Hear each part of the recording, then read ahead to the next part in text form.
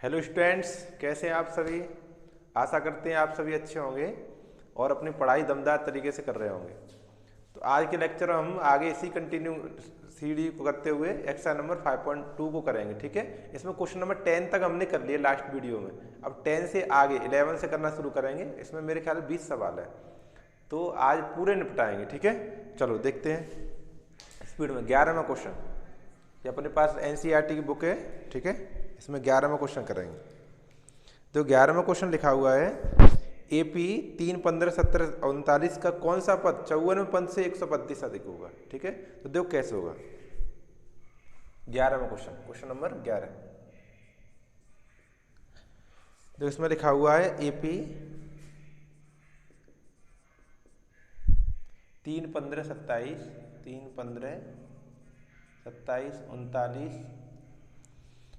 का कौन सा पद 54वें पद से 132 अधिक हो। कौन सा पद पता नहीं है, इसका कौन सा पद, ऐसा कौन सा पद 54वें पद से 132 ज्यादा होगा। तो मेरे हिसाब से तो क्या कहते हैं, 54वां पद ज्ञात कर लो, उसमें 132 जोड़ लेना। ठीक है, तो पूरी सीरीज लिखो अच्छे से।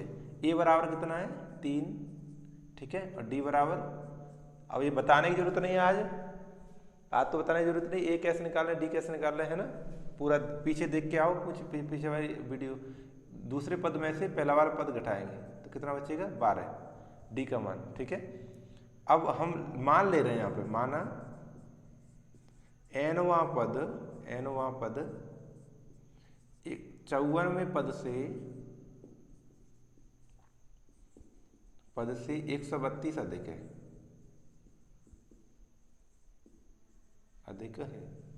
इसका अर्थ क्या है, इधर हम एनवां पद लिखे हैं और इधर 54वें पद लिखे हैं और प्लस 32 करें तो दोनों बराबर होंगे। यही तो अर्थ हुआ।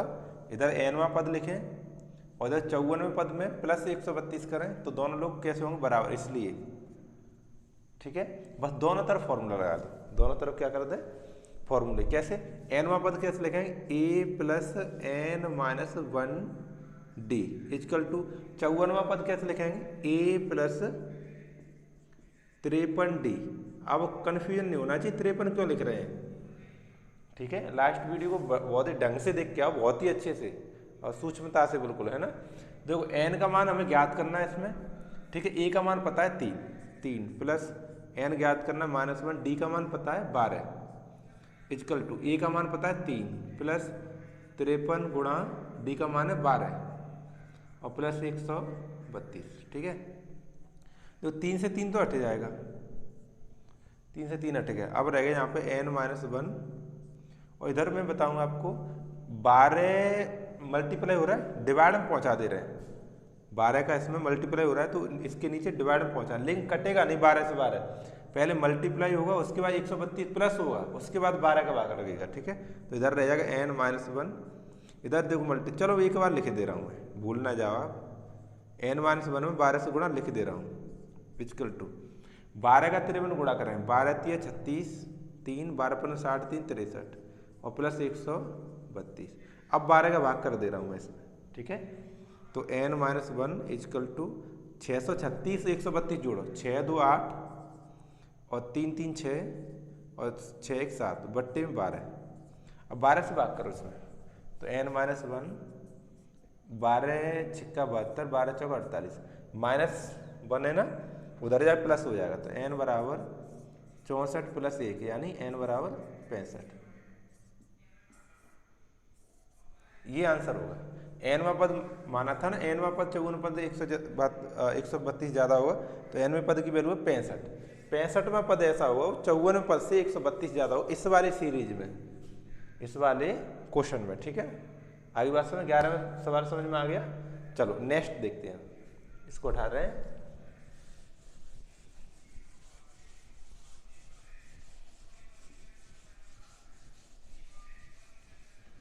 देखो question number 12,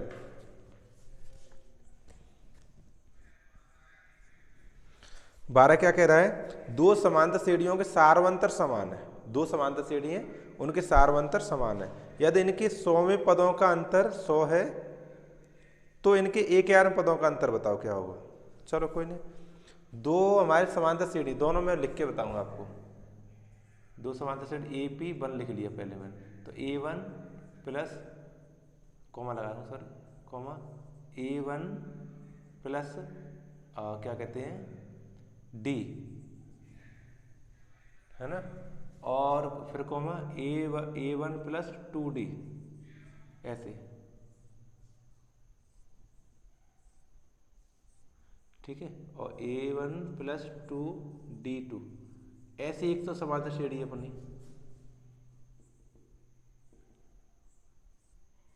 A1 plus ND1, sorry 1 ही रहेगा, ये 2 लिख गया हमसे। चलो ये हमारी पहली समांतर श्रेणी जिसका प्रथम पद A है, A1 है और सार्वंतर D1 है। प्रथम पहली वाली इसीलिए उसकी। अच्छा दूसरी वाली AP2 हम ज्ञात कर रहे हैं, उसका A2, ये मैं लिख के दिखा रहा हूँ, खास जरूरत नहीं वैसे लिखने की, पर फिर भी आना चाहिए तुमसे।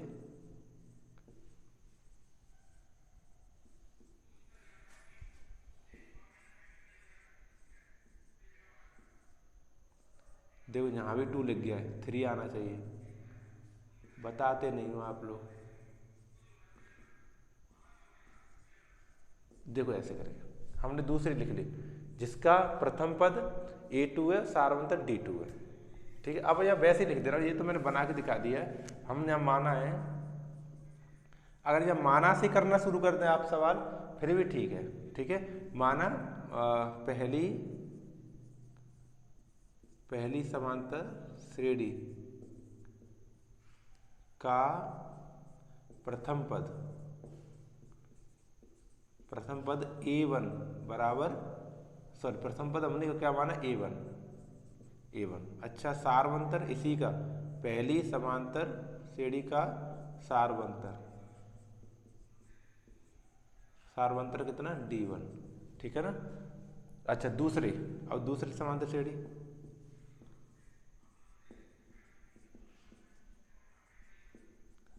का प्रथम पद A2, ऐसी दूसरी समांतर श्रेणी का सार्वंतर D2,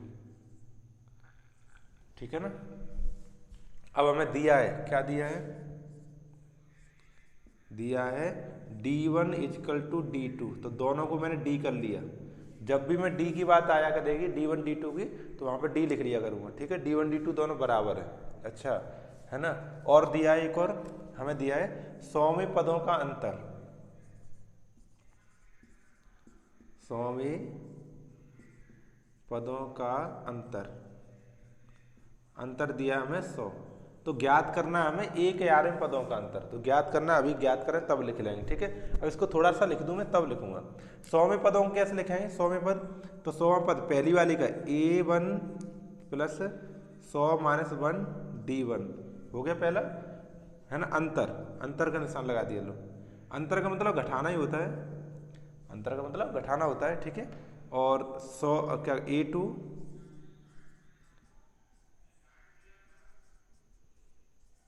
D2 इक्वल टू 100। वैसे तो मैं बता दूं, अरे मौखिक कोई समांतर श्रेणी है, उसके 100वें पदों का अंतर हो, 8वें पदों का अंतर हो, 5वें पदों का अंतर हो, कितने भी पदों का अंतर हो, बराबर रहता है। अगर 100वें पदों का अंतर 100 है तो 1000 पदों का भी अंतर 100 ही आएगा, 1000 नहीं आएगा, 100 आएगा, ठीक है ना। आ रही बात समझ नहीं आ रही है, तो बस ये बस लिख के दिखाना है कि हाँ आएगा कि नहीं आएगा। तो हमने 100वें पदों का अंतर लिख लिया, देखो पहली वाली श्रेणी का 100वां पद माइनस दूसरी वाली श्रेणी का 100वां पद बराबर 100, ठीक है, समझ में आ गया।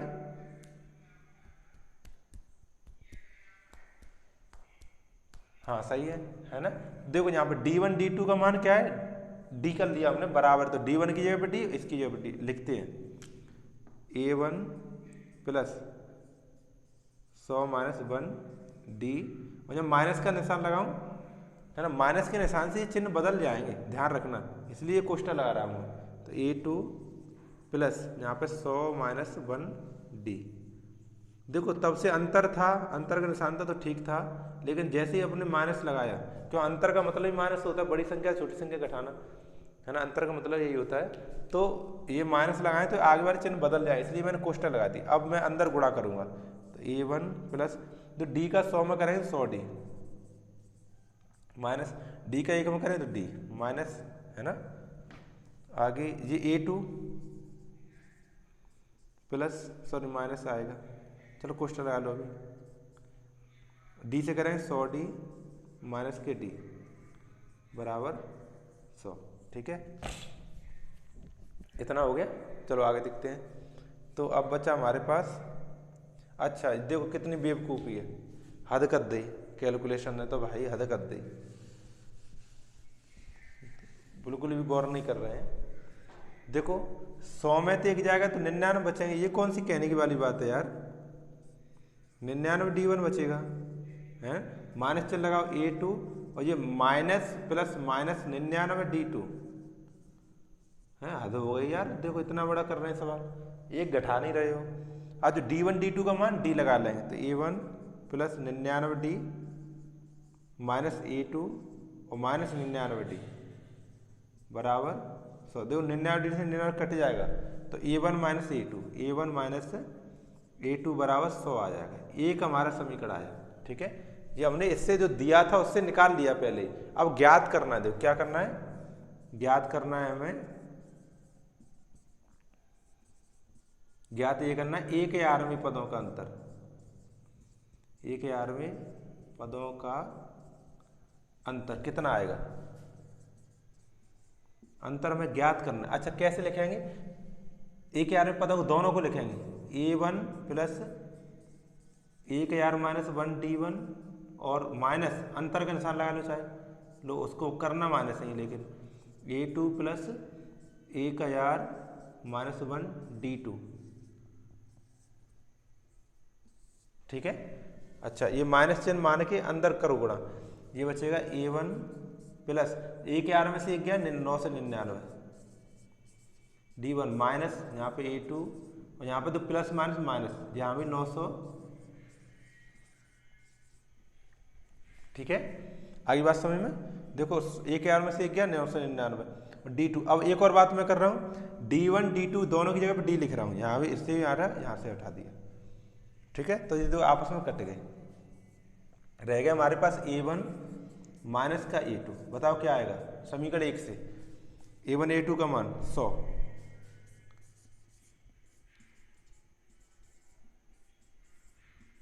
समीकरण 1 से आ गया ना। मैंने बताया था आपको, 1 या आरवी पदों का ज्ञात करें, 10 पदों का ज्ञात करें, 8 पदों का ज्ञात, कुछ भी करें, हमारा अंतर तो हमेशा समान होता है, इसीलिए समांतर श्रेणी है, समान अंतर है इसलिए तो समांतर श्रेणी, नहीं तो समांतर श्रेणी नहीं होगी फिर, है ना। तो 100 पदों का अंतर 100 दिया था उसने, पूछा तो 1 या आरवी पदों का अंतर क्या होगा, तो 100 ही आएगा, देखो इस तरह 100 आ जाएगा, ठीक है। आगे बात समझ में, चलो आगे बढ़ते हैं। क्वेश्चन नंबर 13,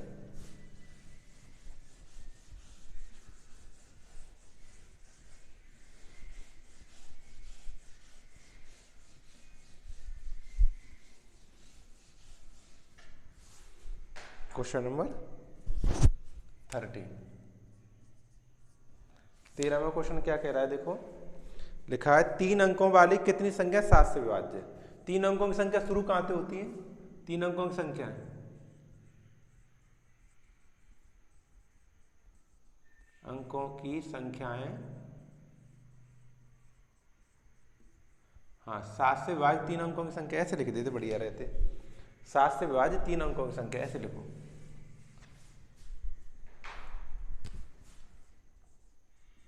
7 से विभाज्य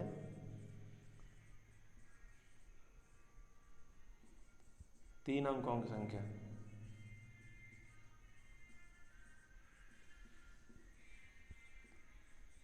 देखो 3 अंकों की संख्या मैं ओवरऑल बताऊं, 100 से तो स्टार्ट होती है, 100 101 102 105, है ना, और 999 तक जाती है, कहाँ तक जाती है 999 तक। तो इन संख्याओं में 7 से कितनी संख्या 7 से डिवाइड है, इन संख्याओं के बीच में कितनी संख्या 7 से डिवाइड है। तो पहले देखो 100 में तो 7 से भाग जाता नहीं है, तो मान ही नहीं जाएगी, सीढ़ी बनाओ अच्छे से, है ना। फिर 101 में भी नहीं जाएगी, 102 में नहीं जाएगी। फिर 103 में 7 एवं 7 नहीं जाएगा। 104 105 में जाएगा, 15 7 105, इसका मतलब पहली संख्या 105 होगी। अब तो कोई बात ना, अब तो साथ साथ जोड़ना, फिर 112 होगी, ठीक है। फिर 1 7 2 19 119 होगी। ऐसे हम लिख सकते हैं कहाँ तक, 9 से 99 तक। लेकिन 9 से 99 में भी 7 से भाग नहीं जाता, करके देखो। 7 से भाग करोगे 9 से 99 में, ऐसे 7 एकम 7, कितने बचे 2 बचे 39 9 का, 7 चौका 28, कितने बचे 1 बचा 39 9 का, 7 दूनी 14, ठीक है। कितना बचा 5, नहीं जा रहा है, बच रहा है ना, बचना नहीं चाहिए। तो ये तभी संभव हो पाएगा तब इसकी जगह पर 9 की जगह पर 4 आ जाएगा। 9 की जगह कितना आ जाएगा 4 आ जाएगा, तो यहाँ पे 4 लिखोगे तो 7 दूनी 14 पूरा पूरा चला जाएगा, ठीक है ना। यानी 994 में 7 से भाग जाएगा, 9 से 99 नहीं जाएगा। तो लास्ट पर तो 994 हो गया। ऐसे सीढ़ी बनी हमारी, सीढ़ी बन गई ना। तो अब आप लिख सकते हैं प्रथम पद इसका 105 है ना, डी का मान 112 माइनस के 105, यानी 7 ही आएगा वो तो 7। और ये क्या है, ये एनवां पद है, ये क्या है, एनवां पद है, एनवां पद 994, ठीक है। मान ली एन पद है सीढ़ी में, तो एनवां पद 994। तो एनवां पद आप कैसे लिखेंगे, A plus N minus 1 D equal to 900। हमेशा याद रखना, जो वैल्यू हमें दी है उसके उल्टे हाथ की ओर उसका फॉर्मूला लगा लेते हैं। एनवां पद दिया हमें 994, उसके उल्टे हाथ की ओर हमने फॉर्मूला लगा ली, ए प्लस एन माइनस 1 डी। इसकी वैल्यू लगाओ, ए का मान 105, एन हमें ज्ञात करना कोई नहीं, डी का मान 12 यानी 7 इक्वल टू 994। पहले 105 उधर जब माइनस होगा उसके बाद 7 का भाग लगेगा, तो एन माइनस 1 गुणा 7 इक्वल टू 994 माइनस के 105, ठीक है। घटाओ घटाओ, देखो 14 में से 5 का 9 बचा है ना, यहाँ 8 बचा, 8 रह गए यहाँ पे, फिर 8 रह गए। अब 7 का भाग करो, अब इस वाले 7 का इसमें भाग कर दो, तो एन माइनस 1 बराबर 889 में 7 से भाग करो, 7 से भाग, एन माइनस 1 7 एकम 7 और 7 दून 14, 7 7 49, ठीक है। सही किया मैंने, 7 एकम 7, 1 बचा, 7 दून 14, 4 बचे, 7 7 49, 1 प्लस कर लें उधर, तो एन बराबर 127 प्लस 1 कितना हो गया 128, ठीक है ना। ये हमारा आ गया 13वां क्वेश्चन।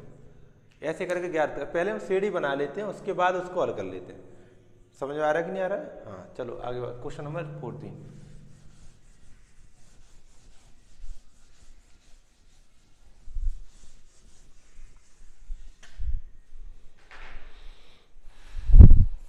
क्वेश्चन नंबर 14 देखो लिखा है इसमें 10 और 250 के बीच में 4 के गुणज कितने हैं, 10 और 2 से 50, 10 और 250 के बीच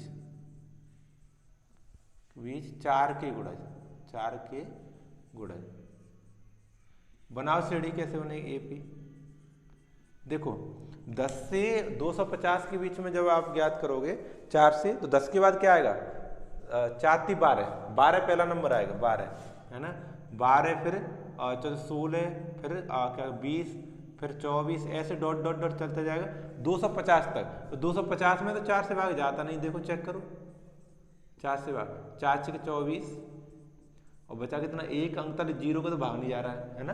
तो यहाँ पर क्या कौन सी संख्या आएगी जब भाग चला जाए, तो पीछे करो, यहाँ पर 49 लिखो ऐसे, तो 0 बचा, 9 में नहीं जाएगा, यहाँ पर कितना 8 आ जाएगा, तुरंत चला जाएगा, 8 आ जाएगा, तो 8 में 4 दूनी 8 चला जाएगा 62 बार, तो यानी 248 में चला जाएगा, है ना। तो लास्ट पद होगा 248। अब करो, ए का मान तो 12 आ गया है ना, और डी का मान 16 माइनस के 12 यानी 4 आ गया, और ये जो 248 है वो एनवां मान, एनवां पद है, एनवां पद बराबर 248। अब इसको हल करें, अब ये किया था वैसे ही बिल्कुल सेम आंसर आ जाएगा हमारा, ठीक है, एन का मान आ जाएगा। तो हम लिखेंगे यहाँ पे A plus N minus 1 D equal to 248, ठीक है। तो ए का मान लगाओ 12 प्लस एन माइनस 1 डी का मान 4 इक्वल टू 248, सही है। अब करो देखो 12 माइनस करो तो उधर, उसके बाद 4 का भाग करना। 248 में 12 घटाओ पहले, कितने बचे? यहाँ पर 6 बचे, यहाँ पर 3 बचे, यहाँ पर 2 बचे, 236 बचा। अब 4 का भाग कर देंगे, ठीक है। 4 236 में 4 से भाग करो, 4 पर 9 4 में 36 है।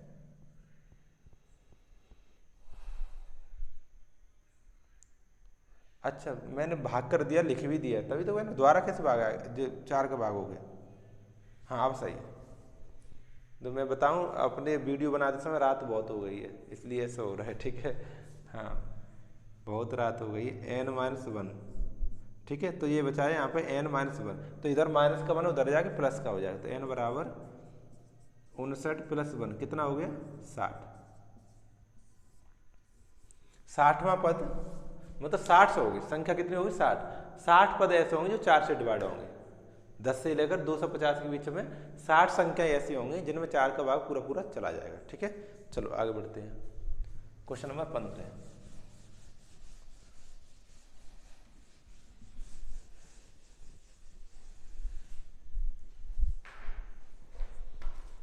चलो 15 में देखो,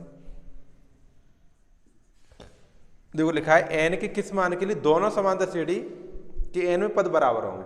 दो समांतर श्रेणी, दोनों को लिखता हूं मैं। देखो पहला AP1 है हमारे पास 63 65 67, 63 65 67, आगे डॉट डॉट डॉट। तो इसका प्रथम पद लिखो A1, A1 कितना है इसका? 63, और D1 65 में से और 63 घटा दिया हमने, कितना बचा? 2, ठीक है। आगे AP2 दूसरा दिया है मैं, दूसरा क्या है?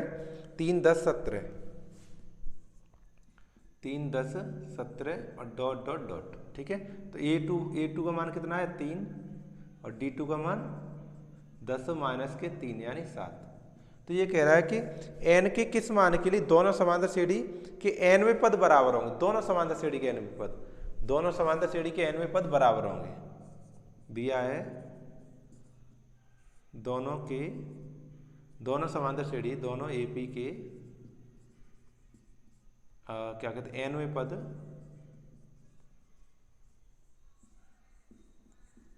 बराबर होंगे। n के किस मान के लिए? माना n, माना तो लिख नहीं पाया, माना nवें पद के लिए। चलो ठीक है लिखा है दोनों AP के nवें पद बराबर होंगे। तो दोनों की लगाते हैं हम, क्या लिखेंगे? A1 + n-1 D1 = A2 + n-1 D2। दोनों के nवें पद लिख लिए हमने, ऐसे ही दिया ना सवाल, दोबारा पढ़ ले रहा हूं मैं। n के किस मान के लिए दोनों समांतर श्रेणी के nवें पद बराबर होंगे। सही है, तो बना रहने दो, ठीक है। चलो देखो, तो हमने पहला पद A1 का मान लगा लिया 63 प्लस n हमें ज्ञात करना है। n क्या करना है? ज्ञात करना है, ठीक है। तो n-1 D का मान लगा दिया पहली वाली में, D1 2 बराबर A2 लगाओ, A2 हमारा 3 प्लस n ज्ञात करना है और D का मान लगा लिया 7, ठीक है ना। तो अब इसमें तो 2 से भीतर गुणा करो, 63 प्लस 2n माइनस का 2 = यहाँ 3 लिखो, प्लस 7 को गुणा करो 7n माइनस के 7। अब जब 63 में 2 घट जाएगा तो 61 बचेगा, 2n प्लस के 61 = 3 और 7। देखो 7n तो लिखाइए, 7 में 3 का माइनस के 4 बचा। 7n को तो 2n के पास ले आओ, 61 को उधर ले जाओ, तो 2n माइनस के 7n, प्लस का माइनस का हो गया, और माइनस के 4 लिखे हैं, प्लस का वो माइनस का हो गया, ठीक है। 7n में से 2n गया, कितना बचा? माइनस के 5n = 61 और 4 कितने हो गए? 65। रेड से कट गया, 5 का भाग करते हैं, n बराबर 65/5 भाग दो 13 बार। तो दोनों के 13वें पद बराबर होंगे। कौन से पद बराबर होंगे? 13वें, है ना। 13वें पद दोनों के क्या हो गए? बराबर होंगे, ठीक है। तो देखो हमने क्वेश्चन नंबर 15 तक कर लिया, है ना। तो मैं सोच रहा हूं कि अब अगले देखता हूं, पहले मुझे देख लेने दो, है ना, ये देख लेने दो थोड़ा।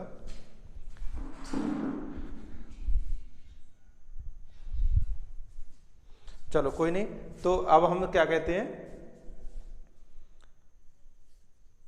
चलो कर ले रहे हैं, 5 क्वेश्चन रह गए, उनको कर लो, खत्म करो, इसी में कर दे रहा हूं मैं, ठीक है। चलो छोड़ो, करते हैं, हटा रहे हैं इसको। 16वां क्वेश्चन,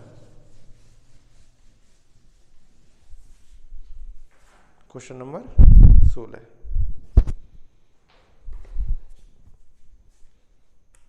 अब ये थोड़े 4 क्वेश्चन रह गए, इनको क्या छोड़ रहे हो तुम, करके छोड़ो। यह वह एपी ज्ञात कीजिए जिसका तीसरा पद, देखो जिसका तीसरा पद ए3 बराबर 16। तो ए3 को क्या लिखोगे, तुरंत लिखो a प्लस 2d बराबर 16, एक समीकरण बना, ठीक है। और सातवें पद 5वें पद से 12 देखे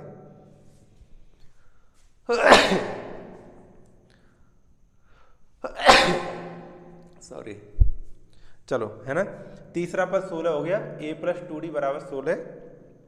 और सातवां पद 5वें पद से 12 देखे, सातवां पद a7, 5वें पद से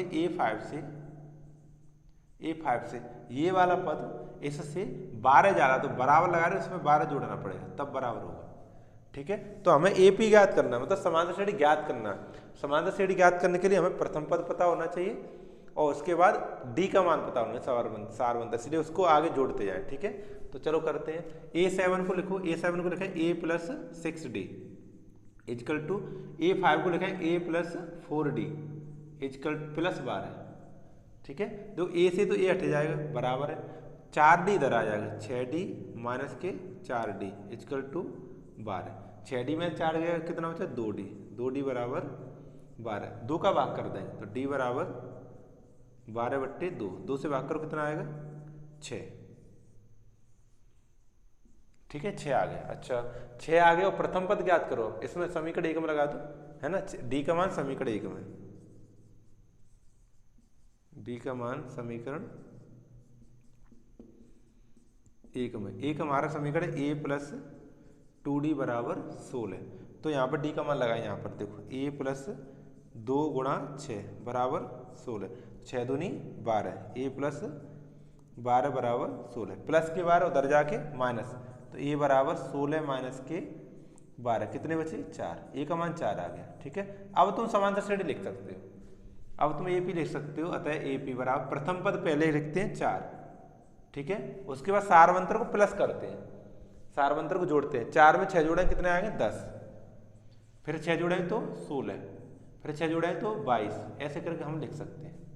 ये समांतर श्रेणी हो गया, ठीक है, 6 6 12 सही है।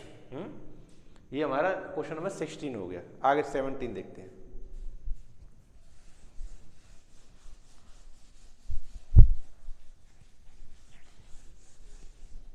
देखो 17वां क्वेश्चन हमारा एपी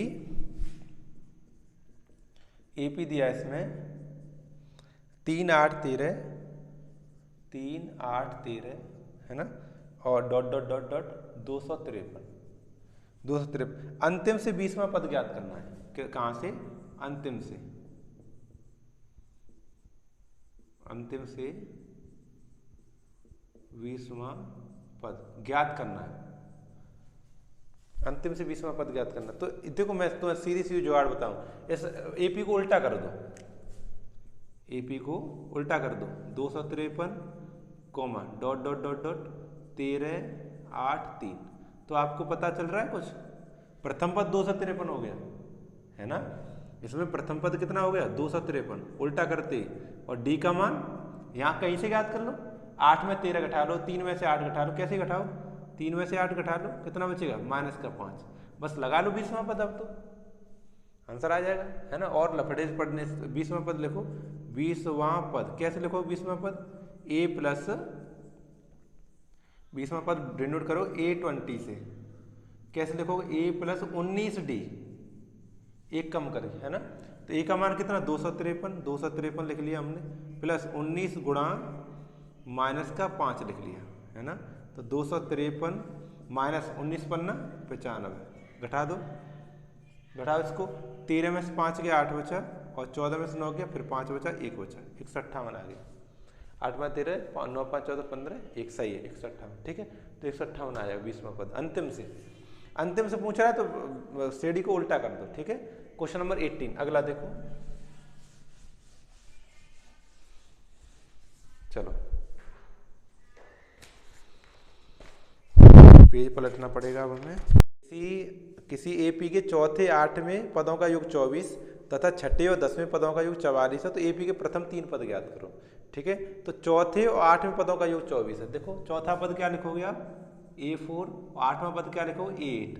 दोनों का योगफल 24 है, 24। ठीक है, इसको थोड़ा सा हल करते हैं, थोड़ा अलग, चल तभी रखूंगा मैं। थोड़ा हल करो, A4 को क्या लिखेंगे, A + 3D प्लस A8 को क्या लिखेंगे, A + 7D इक्वल टू 24।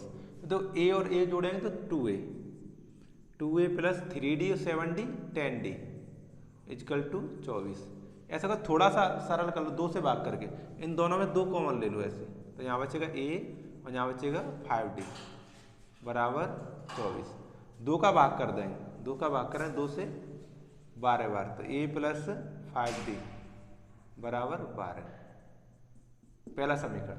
ठीक है, आगे एक और कंडीशन दी है हमें, छठे और 10वें पदों का योग 44 है। छठा पद क्या लिखेंगे, A6 प्लस 10वां पद A10 इक्वल टू 44। ठीक है, ये सब दिया है, ये दिया है, इससे हल कर लिया है, ये भी दिया है हमें, दूसरी शर्त। ठीक है, A6 + A10 इक्वल टू 6 सही है, हाँ बराबर 44। हल करो थोड़ा सा, तो A6 को लिखें A + 5D, A10 को लिखें A + 9D, प्लस लगाओ सॉरी 9D इक्वल टू 44। तो देखो A और A कितना हो गया, 2A और 9 5 14, 14D बराबर 44। तो इन दोनों में 2 कॉमन ले लेंगे, 2 कॉमन लेंगे तो A + 7D बराबर 44। ठीक है, 2 से इसको काट दें, 2 से काटें 22 बार, तो A + 7D इक्वल टू 22। ये हमारा समीकरण नंबर 2 हो गया। ठीक है, अब क्या करना है हमें, अब करना है देखो समीकरण 1 में से और 2 को क्या करना है, घटाना है। ठीक है, घटाएंगे तो हमारा बन जाएगा ये समीकरण 1 से 2 घटाने पर, समीकरण 1 से समीकरण 2 घटाने पर, घटाओ A + 5D बराबर 12 और A + 7D बराबर 22। घटाओ इसको, चिन्ह हमने ऐसे बदल लिए। ठीक है, तो A से A कट जाएगा, 5D में से 7D है माइनस का 2D, और 12 में से जाएगा तो 10 माइनस का, माइनस से माइनस काटो, D बराबर 2 का भाग करो 10 में, तो D बराबर 10/2, 10/2 भाग करो कितना आएगा, 5। ये हमारा D का मान आ गया। ठीक है, D आ गया ना, D का मान समीकरण 1 में लगा दे रहे हैं। ठीक है, D का मान समीकरण 1 में,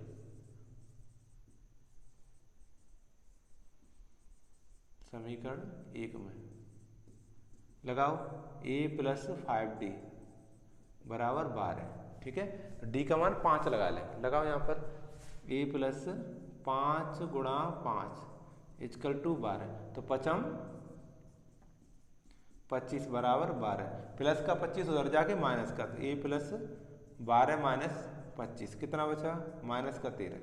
ये प्रथम पद आ गया, प्रथम पद हमारा ये आ गया, सारवंतर ये आ गया। AP ज्ञात कर सकते, AP ज्ञात करनी है। ठीक है, तो AP लिखेंगे हम, AP बराबर, अतः AP समांतर CD, प्रथम पद हम लिख लेंगे, उसमें 5 प्लस करते जाएंगे।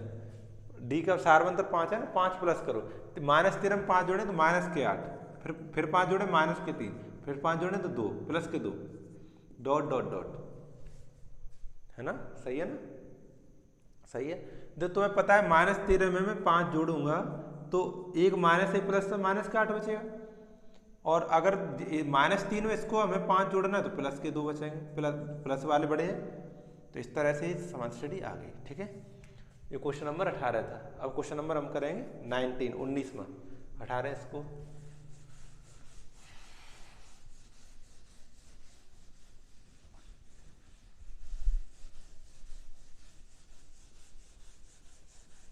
चलो क्वेश्चन नंबर 19।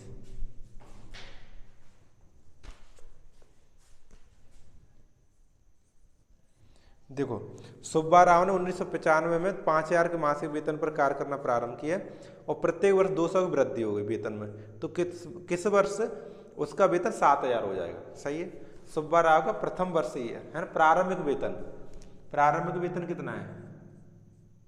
प्रारंभिक वेतन, प्रारंभिक मान को क्या मानते? प्रथम पद को ए बराबर 5,000 रुपये। ठीक है, और वार्षिक वृद्धि, वार्षिक वेतन में वृद्धि, वेतन वृद्धि कितनी है? 200 रुपये, यानी वृद्धि सारवंत डी का मान 200 रुपये। तो पूछ रहा है कौन सी वर्ष जाकर 7,000 रुपये उसका वेतन हो जाएगा। तो माना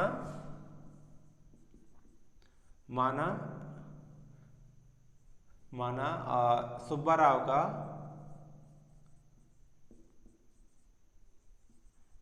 का एनवी वर्ष वेतन, एनवी वर्ष वेतन कितना? 7,000 रुपये। कौन सी वर्ष जाके 7,000 हो जाएगा? तो हमने मान लिया एनवी वर्ष में जाके 7,000 हो जाएगा। तो एनवी वर्ष का मतलब क्या है? एन बराबर 7,000 रुपये। ठीक है, अब बस एन का फॉर्मूला लगा लो अपना। सीधा सवाल है, A plus N minus 1 D equal to 7,000। तो ए का मान लगा ऊपर से 5,000 प्लस एन माइनस 1 डी का मान 200 बराबर 7,000। पहले 5,000 उधर 7,000 के पास जाए माइनस के हो जाएंगे, तो एन माइनस 1 और 200, 7,000 माइनस के 5,000, 7,000 5,000 जाए कितना बचेगा? 2,000 रुपये। 200 का भाग करते हैं पहले 200 का इसमें भाग करेंगे। करो, एन माइनस 1 बराबर 2,000 बट्टे 200, काट दो। 200 से इसके काटें 10 बार। ठीक है, माइनस का 1 और उधर चला जाएगा, तो एन बराबर 10 प्लस 1 यानी एन बराबर 11। 11वीं वर्ष जाके सुब्बा राव का वेतन 7,000 हो जाएगा। तो अतः 11वीं वर्ष में सुब्बा राव का वेतन 7,000 रुपये होगा। ठीक है, 11 वर्ष लगेंगे सुब्बा राव को। चलो क्वेश्चन नंबर नेक्स्ट 20वां, लास्ट क्वेश्चन है इसका 20वां। देखो,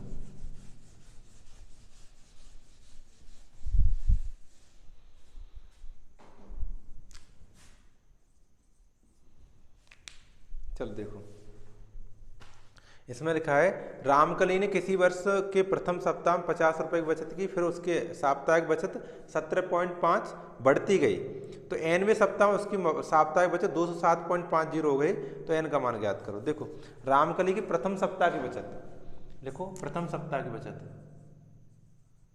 प्रथम सप्ताह की बचत। प्रथम को आप क्या मानते हैं? ए का मान 50 रुपये। 50 रुपये उसने प्रथम सप्ताह में बचाए, और साप्ताहिक बचत में वृद्धि, साप्ताहिक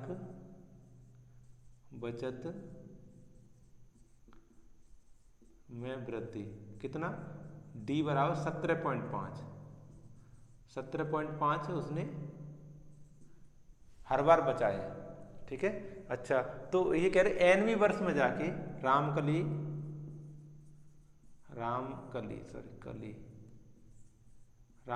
की एनवीं वर्ष, एनवीं सप्ताह, एनवे सप्ताह में बचत कितना दिए? 207.5 रुपये। ठीक है ना, ये दिया है। तो एनवे सप्ताह को क्या लिखें? एन बराबर 207.5 रुपये। ठीक है, तो एन का मान लगा दें, क्या लगाएं? ए प्लस एन माइनस 1 डी बराबर 207.5। ठीक है, ए का मान लगा ऊपर देख के 50 प्लस एन माइनस 1 डी का मान 17.5 बराबर 207.5। पहले 50 जाकर उधर घट जाएंगे, माइनस के होंगे, तो इधर रह जाएगा एन माइनस 1 और 17.5 बराबर 207.5 माइनस का 50, घटाओ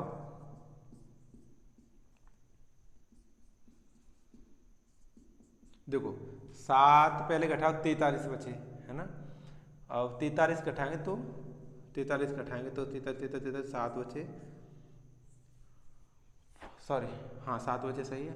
और यहाँ पर 5 बचे और 1 बचा 0.5, इतना बचा। ठीक है, इसमें 17.5 का डिवाइड कर देंगे तो n-1 बराबर 157.5 में 17.5 से डिवाइड, तो पॉइंट से तो पॉइंट हट गया, पॉइंट से पॉइंट 25 से काट दे रहे हैं, 25 से काटो, 25 का 150, 7 बजे 25 थी 75 और 25 से 25 सत्ते 175, 7 से 63 में भाग दे दें, कितनी में 9 बार, तो n-1 बराबर 9। ये माइनस का बना उधर जाएगा प्लस का, तो n बराबर 9 + 1 कितने हो गए 10, n का मान 10 हो गया। ठीक है, तो यानी 10वें सप्ताह में जाकर उसकी बचत 207.5 हो जाएगी। अतः रामकली की 10वें सप्ताह में बचत 207.5 रुपये होगी। ठीक है, 10वें सप्ताह में जाके होगी। ये हमारे क्वेश्चन नंबर 20 हो गया, यानी इस वाली एक्सरसाइज 20 ही क्वेश्चन थे, वो हमने फिनिश कर लिए पूरे, है ना।